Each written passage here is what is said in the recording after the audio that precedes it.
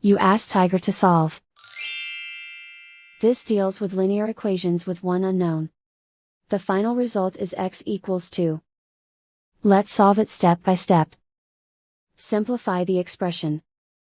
Expand the parentheses. Simplify the arithmetic. Group like terms. Multiply the coefficients. Group like terms. Combine like terms. Expand the parentheses.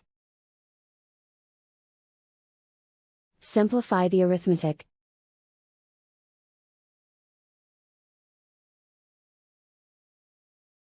Group all x terms on the left side of the equation. Subtract 5x from both sides. Group like terms. Simplify the arithmetic. Group like terms. Simplify the arithmetic. Group all constants on the right side of the equation. Subtract 12 from both sides. Simplify the arithmetic.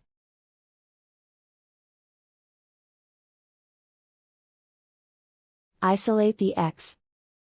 Divide both sides by -4. Cancel out the negatives.